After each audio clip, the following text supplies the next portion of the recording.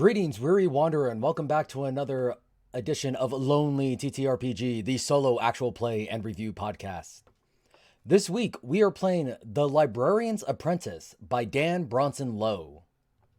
So, Librarian's Apprentice is based off of Firelights, which some of you may remember is the same system as our friend Croker did Queenless based off of.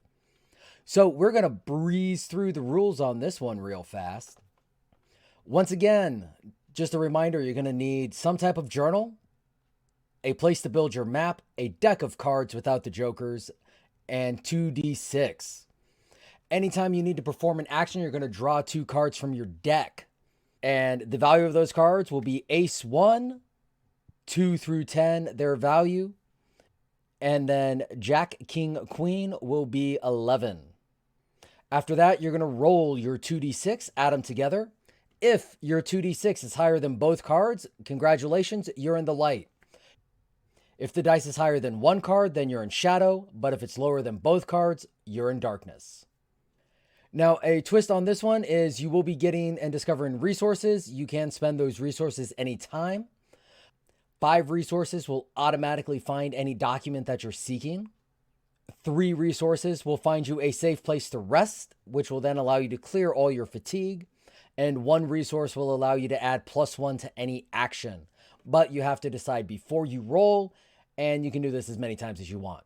So you can spend 5 resources to get a +5 on your action, but it is not the best use of those resources. For the game, you're going to start out by drawing 1 card and placing it face up. Now, if it's a face card, shuffle that back in the deck and draw again. You're going to take a token and place it on the card to indicate that that is where you're at. And this is your librarian's office where you begin. To add a new area to the map, what you're going to do is you're going to draw 2 cards from the deck and you are going to roll plus navigation. If you are in light, then you get to play either card and then you can keep the other card for trade. We'll talk about that in a minute. If you're in shadow, you can play either card and discard the other card. And if you're in darkness, you play either card, discard the other card, and discover a complication at the new location. And then as far as where to put the card, if your new card is higher than your current location, it will go above. If it is lower, then it will go below. And if it is the same value, it'll go to either side. Now, we did mention that we were searching for documents, all right? You are a librarian's apprentice, tasked with finding 6 documents, hoping one day to become a librarian yourself. So anytime you add a face card to the map, a document you seek is present in that area. You can describe the document using the provided tables, but then you need to get it. So hopefully you rolled either light or shadow, and you can just get it. But if you roll darkness, then you are going to have to overcome your complication. For overcoming complications, your complications will have a certain value or difficulty. And you are going to have to build a stack of cards that will equal that value. So when you're addressing a complication, you're going to roll plus lore. And you're going to repeat until you stacked enough cards to match the complication's value or difficulty. So once again, you're going to draw 2 cards, roll plus lore, and if you're in light, you get to stack both cards against the complication. If you're in shadow, you stack either card and discard the other, but you're going to mark 1 fatigue. And if you're in darkness, you're going to mark 1 fatigue. And finally, the last thing you can do in an area is conduct research. Once again, draw 2 cards and you're going to roll research. And if you're in light, you can trade in both cards. Shadow, you can trade in either card and discard the other. And darkness, you will discard both cards and discover a complication. Now, for the trade, if you have a red suited card, you can trade that in to clear 1 fatigue. If you have a black suited card, you can trade that in for 1 resource. Finally, the last big thing is character creation. So you're going to fill in a name and pronoun. You're going to assign a +2 to the skill you are best at, a +1 to the skill you're good at, and a +0 to your remaining skill. And remember, it is dangerous to go alone. Take a familiar, pick the type, pick the skill, and it will add a +1 to that skill. But by doing that, it absorbs 1 fatigue in your stead, but then no longer provides the skill bonus until the fatigue is cleared. Finally, there are certain truths to your background, community, and library that you can answer. We will not be going over those here, as that is definitely for a longer play session. And I do encourage, if you're going to play this for quite a bit and really explore out that library, then start paying attention to those truths. But for a one-shot, not necessary. All right, so we're going to go ahead and transition to our gameplay. And I have already taken the liberty of rolling up all my stats and maps. Now, here's the thing. Like, I know this is designed to be a little fantastical, a little whimsical, but I've been getting a lot of Warhammer 40k lore, so ours is going to be set in space, all right? We're going to be set in space. We're going to be in one of the Imperial archives doing that, which means that our familiar is going to be a servo. A nice little servo skull floating around beside us. We have a +2 in navigation, a +1 in research, and a +0 in lore. So I seem to have spent a lot of my time in the library preparing myself, but not a whole lot on the actual practical applications. So we're going to see how this goes. Immense, ever-shifting, and sometimes dangerous. The library exists in a space between worlds and times. Among the many who call it home are the librarians, and only those who truly understand it may join their ranks. Steel Stash seeks to do so. The path of the librarian's apprentice is a long one. Their current task is designed to test their skills at traversing the library and finding information. Retrieve the 6 documents requested by the librarian before the day is out, and he will have completed one more step on his journey. Now, Steel Stash, within the archives are 6 documents that must be found. Go forth and seek them. All right, so to start off, I'm going to immediately pull a face card. So now I need to recall that. We're going to reshuffle. All right, and we got the 6 of clubs for our librarian base. So first thing we need to do is we need to draw 2 cards and roll our navigation. Draw 2 cards and roll our navigation. Luckily, I got a 3 and a 4, so this should be a pretty good navigation. So rolling 2d6 +2. Also, I'm going to apologize if any of these barks get through. This is what I get for trying to record while everyone is awake. All right, so I got a total of 9, which does handily beat both. We're going to keep that 4 because we only have 4 fatigue before we end up in a situation where we have to come back. So moving down to the first area of the library. So we're going to roll 2d6 3 times to get our descriptor. And we got 4, 12, 12. Actually, we got 2, 2, 6, 6, 6, 6. So 2, 2 is decorative. 6, 6 is workbench. So the descriptor is decorative. The feature is workbenches. And the category is written by the undead. Even in death, we will continue to serve the God Emperor. So this feels like a place of high valued, high skilled books, because we have the workbenches. So obviously there's a place to try it out. The written by the undead feels very Masters of the Past. So that is what this place is going to be. All right. And since things are going well for me in this room, we're going to go ahead and conduct some research as well. So again, first thing we need to do, draw 2 cards. And we got the 5 of hearts and the 9 of spades. So this one might be a little more tricky, especially as we only have +1 to research. But we got a 9, which means only one card is higher. So we can trade one and discard the other. So we're going to keep that 9. And that is going to be one of our tradable resources. We will go ahead and discard. We'll go ahead and discard the 5. So continuing on. We got the 8 and Queen of Clubs for our new area, which is very fortuitous. We might find our first document that we're looking for. So rolling our navigation of 2d6 plus 2, and we got a 9. So that doesn't beat the Queen. However, we are in shadows, so we can play either card and discard the other one. So we're going to go ahead and discard that 8. And we're going to play this Queen. And let's go ahead and roll up a description for this pretty lady. So first up for the descriptor, we got 4-3, which is labyrinthine. 6-6 on our feature, workbenches.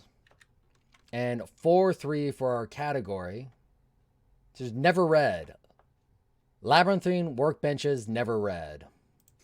So it would seem that at the back of the room where we had the master's works, we found a dusty ladder and followed that up, and we found another area of workbenches, and these are all just kind of cobbled together, kind of thrown about all willy-nilly like, and it's creating kind of a labyrinth-like pattern on the floor. And I mean, dust is covering everything. This looks like someplace that people haven't been to in a while. You can tell that the stuff here is not being taken care of. It's not being read. It's not being used. I mean, hell, half the benches have those workman cloths just draped over them just to try to help keep them from dusting up. And let's see what type of document we might have in this area. So that's going to be 2d6 twice. And for the first description, we got 4-6, which is the pressure from. And for our second one, we got 6-2, which is knotted yarn. The pressure from knotted yarn. Well, that makes sense why that would be in an area that's not used anymore. The pressure of knotted yarn. That seems very, very niche. So I can see why it would definitely be in this area. But while the rules don't say, I'm going to declare that there is a complication here. We have to face a complication in order to get this document. So we're going to roll 2d6 for our complication table just to see what complication we have. And that is 6-1, which is going to be a nociphage, which is a type of creature. The nociphage, aka bootlicker, a withered husk of a person from the burn section, steals words and knowledge from documents by licking them. The content appears on their skin like tattoos. Yeah, this is a interesting and creepy creature to be running across. This definitely feels like one of those gene stealer cults trying to eat away at our dang old knowledge that we have here. And these guys have a difficulty score of 6. All right. So we are going to be using our lore in order to try to overcome this thing, preferably without violence, because after all, we are a librarian. And we got a 9 and a jack. Not looking good for the home team right off the rip there, because we were rolling 2d6 with no modification. And we got a 5 total, so we're going to go ahead and take 1 fatigue. Bringing our fatigue up to 1. So next up, we have a 5 and a 7. This seems much more manageable. Rolling our 2d6. Oh, and we got a 4. So that is also a failure. bringing our fatigue up to 2 of 4. So I'm going to trade my 9 of spades in for a +1. So I'm going to take a +1 on this roll because I need it. I definitely need it, as I got a jack and a king. So I have to beat an 11. So rolling 2d6 +1, and I got an 8. So once again, another fatigue. All right, my servo is going to whip in front of me on this one just to try to help out, which probably good because we got an 8 and a queen. So my servo is going to roll 2d6 +1 because they had the +1 in lore, and they got a 7. My servo doesn't help out any, but the bright side is I am still in it. This is probably the last round, though. 9 and a 2. 9 and a 2. I need to beat a 9, though, because I'm going to take fatigue regardless. And I got an 11. Outstanding. And also because so first of all, it doesn't matter because I will stack the 9 and the 2 on this nociphage. And that is 11 versus the nociphage is 6. We win. But because the 9 and the 2 are both clubs, and the queen whose room we're in is also a club, then I would be able to. Actually, this is important because I misunderstood the rules. So it's not the number of the value on the cards. I have to stack 6 cards on this. So because the value of the card is the same as the value of my room, the suit of the card is the same as the suit of my room, those count as 2. So my 9 counts as 2 and my 2 counts as 2 cards. So I'm at 4 of 6 cards right now. I'm going to trade in my heart to remove one of these resources. So I no longer have any tradable goods. However, I am at 2 of 4 fatigue, which may be important as we continue to do this. It does buy me an extra round, which might be good because we got a 2 of hearts and a 10 of diamonds. And I doubt I'm beating the 10. I am not. I'm matching the 10, which is frustrating. But that's okay because I get to stack the 2, so that brings me up to 5 of 6. And I'm still taking 1 fatigue. So it's a good thing I traded in that heart from earlier. And now we're on the last round. Either this thing is going down or I'm going down. And a jack and a 4, which is going to bring up a very interesting question, potentially. I could fail outright and then we don't have to worry about it. No, I got a 6, so I'm in shadow.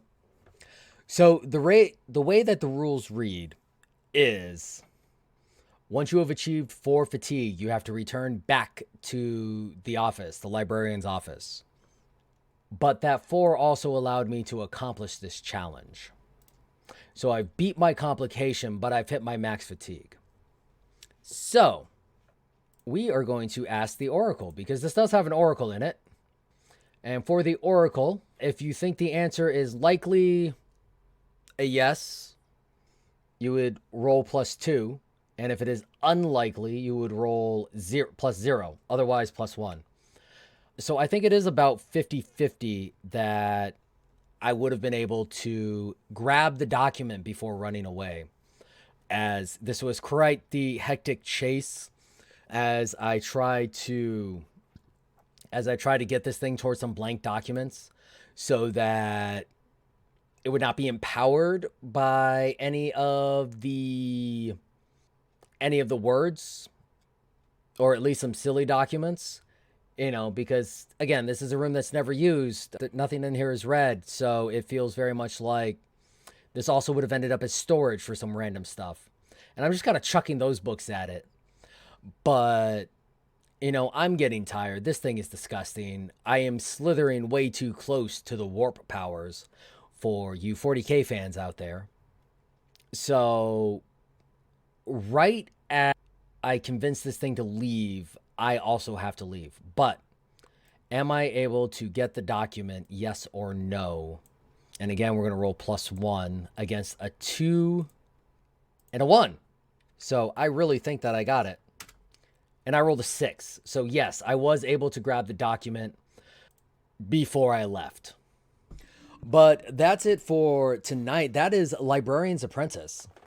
So for the Librarian's Apprentice, I like the setting, I like the feel and the very whimsical asset of it. Now, the gameplay, it is a Firelight's game. The Firelight system is created by Rene Pierre. And Rene Pierre, I love your work. Forgive me for not pronouncing the rest of your name because I cannot do the rest of your last name. But Firelights is a great system. This is the second game we've played in that system. The first one being Queenless, which really fun system. Highly enjoy the system. And I think that the Librarian's Apprentice uses the system well. It definitely makes sense that a librarian would not be doing like physical combat or something like that. Wouldn't be necessarily be getting in a fight. So the fatigue system versus this game, I think, works out really well. And again, I love the librarian aesthetic.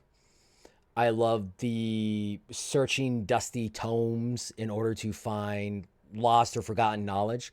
That's all great. The layout of the book. So it is a trifold pamphlet. It is done as a trifold pamphlet, which is fine if you are printing it. If you are not printing it and you are reading it off of your computer, then the problem you always have with trifolds is page 1 has the first thing that you would read, then the last 2 things that you would read. And then page 2 would have the bulk of everything else, but then you have to go back to page 1 to finish up on the rules and everything. Luckily, all said and done, this comes out to 2 pages if you actually printed it front to back. 4 pages total for the PDF. But yeah, I kind of wish that they had like a straight PDF book flavor, where everything was in order. Like, I get it. This is a minor gripe. That's really my biggest gripe, is that, it doesn't it doesn't do well on the computer, and all my stuff is digital. I do everything digitally. So it's annoying for me. And if that's going to be my biggest complaint with this game, then, that's it. But no, like I said, great feel to the game, great feel to the way everything that works. I really enjoy just the searching and the exploration aspect. And Firelights is definitely a great system if you're trying to do something exploration based. And if you're just trying to play a exploration game, I highly recommend this. Or Queenless is another great one for exploration type games. But yeah, Librarian's Apprentice, great game. Go check it out. You can find it on itch at bronsonlowe.itch.io/the-librarians-apprentice. Or as always, a link will be included in the show notes below. And then also, something you may notice a little bit different, the show notes will only have the links to the game now, as we do have our own website up, our own blog and website. So if you're looking for this stuff actually spelled out like we used to do, well, then go check out blackdragondungeoncompany.com, which is going to be the best spot for you to find out about any of our past shows. I will be updating the backlog of games that we've done on there. It'll also be a great spot for finding out about our upcoming games and any type of lore or things that we develop for our systems here at the Black Dragon Dungeon Company. But go check out Librarian's Apprentice. Go pick it up. It is only $5. And if you do get it, remember, let them know that Steel Stash sent you. And remember, I must ask y'all to stay awesome. This has been a Black Dragon Dungeon Company production. Thank you for watching. We really appreciate it. If you want to help us grow, make sure that you hit that like and subscribe button and go ahead and leave us a comment down below and share this with your friends. Other ways you can help support the show is by checking out some of our products over on itch.io or DriveThruRPGs. In addition, you can join our Patreon and get early release access and a chance to ask us any questions that you have. If you want to reach out to us on social media, you can find us on Twitter at BDDC_pod, or you can email us at blackdragondungeoncompany@gmail.com. Once again, thanks for watching.